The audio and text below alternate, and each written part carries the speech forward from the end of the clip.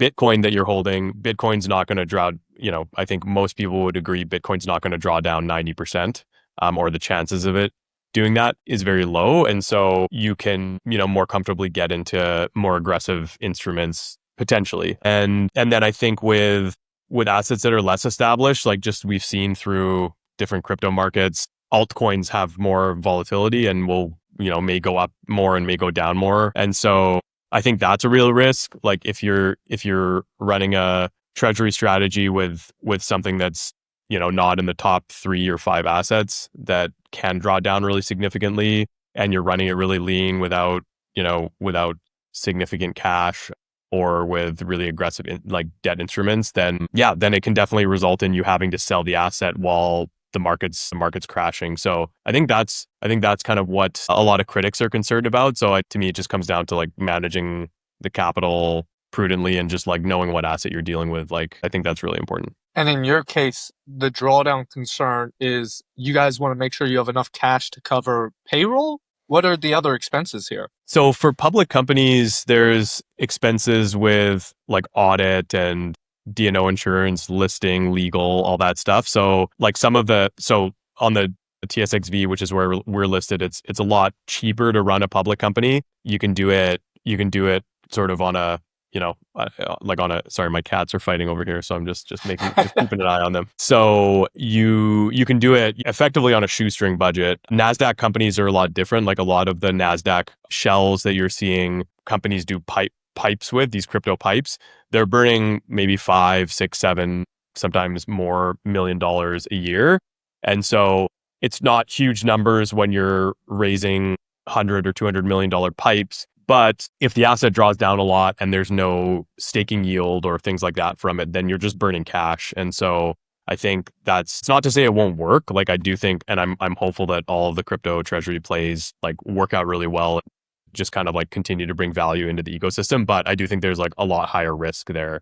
And so from my perspective, it's like we built this so that we can sustain an extended bear market. And that means having some cash, whether that's to just pay like, ongoing public company expenses or, making opportunistic purchases of TAO if the market crashes also. In terms of the burn rate and the amount of cash you need on reserves and being on the TSX-V versus the NASDAQ, what is the significance of you guys being headquartered in the Cayman Islands? Yeah, so the Cayman headquarters and structure that XTAO operates under is advantageous from a tax standpoint. So our staking revenue, validator revenue, and any other revenue streams that we bring in, we don't pay income tax on because our office is based in the Cayman, and like our infrastructure will be based there as well. So I think that's going to be a pretty significant advantage as this scales, and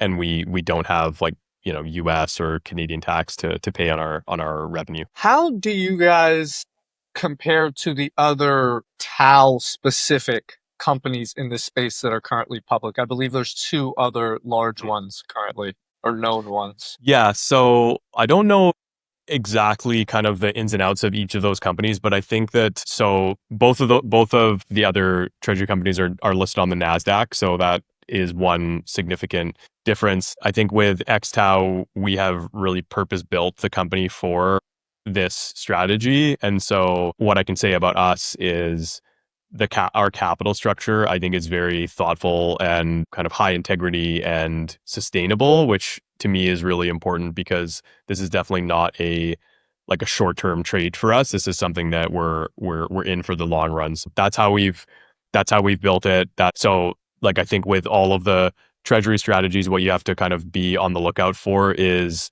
if there is really dilutive capital structures. So usually you'll see like the market cap of a company, and then there might be, which is usually the measure that people use to say like, okay, like what's the size of the company? But then there's also a fully diluted value, which includes like any warrants, options, like convertible debt, like all of that stuff that's outstanding. And I think for a lot of these companies, not for a lot of them, for some of the companies, they have a lot of dilutive instruments that are in the money. And so it may look like it's like a $10 million market cap, but it's like a $50 or $60 million fully diluted value. So it's something that not everyone necessarily is aware about in the general investing public, but I think it's something that's important, and it's something that I think kind of comes out over time, but it's not easily ascertainable all the time. Like when, especially when there's this huge wave of all these companies launching, not just in Bittensor, but across the whole crypto ecosystem. With tools like raising debt or issuing warrants, those are primarily for the reason of raising more capital. What is your guys' plan to raise more capital in the future, or is that part of your plan? Yeah, definitely.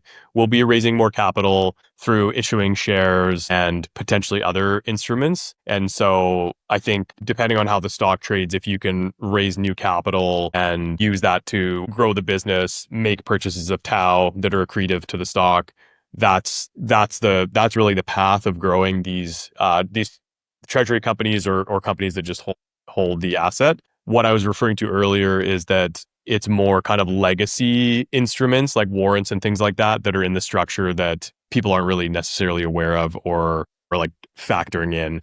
But I think for us, like our capital structure is very, very clean and transparent. And so then for us, if we continue to trade well, then the plan would be to go out and raise more capital and and make more purchases of TAO as we grow the business and grow our validators. What's your take on Michael Saylor? I believe the term he uses, accretive dilution for his shares, and the Bitcoin yield. TAO's something that actually has a yield. So how do you compare the two? No, I think he has the right approach, because accretive dilution, because you issue more shares or whatever it might be, but your for him, his Bitcoin per share goes up. And so I think that's also a relevant metric here. But then you do have the advantage with TAO where you have staking yield. And then I think that's really significant because it can put you in a place where you're like, for us, so we haven't announced any financials. We haven't come up to kind of that reporting period, but definitely we're in a place where we should be cash flow positive just from our staking yield, which I think is really unique. And then whatever we can do on the validator side, if we can bring in more revenue there, which I'm confident we can, then that'll just improve the bottom lines. It's to me, it's a great model to be able to do with something that has, a decently high staking yield. And in terms of custody of the TAO, if you want to run, assuming your own validator, or are you guys going to partner with another validator? I'm assuming you guys use full self-custody, or do you use exchange? How does that look?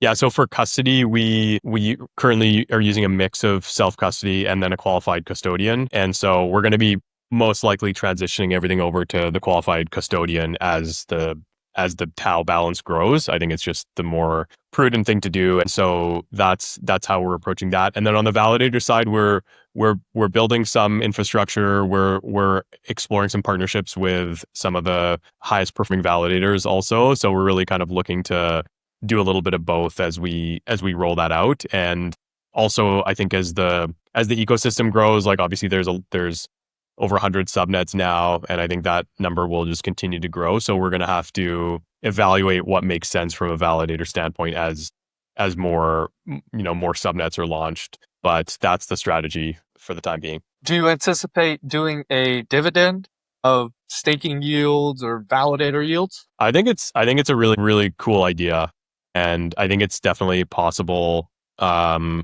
Especially kind of given our where we are from kind of a cash flow perspective. So definitely something that we would consider. And in terms of creating a TAO business, there's other entities in the space, Yuma probably being the largest one, self-labeled as a subnet accelerator. Do you guys have any aspirations of developing subnets or acquiring subnets or incubating subnets? I think that we don't want to get in the business of incubating subnets, although that's a really, I think, high value and also just fun business to be in, because you're getting to work with all these different teams, see what's on the cutting edge, obviously like work with people and growing the ecosystem in that way. I think for us, it's really going to be finding other ways to work with subnets where we can bring value to them. And I think that as DTAO again, looking at XTAO as an institutional product for TAO, where we want to be able to provide the investing public with access to Bittensor. It's really, right now, we just hold TAO, but I think in the future, there's going to be opportunities for us to hold kind of what I would call more like blue chip alpha tokens and provide exposure through those. So we'll be looking at doing different types of work and kind of partnering with different subnets as more time passes with the launch of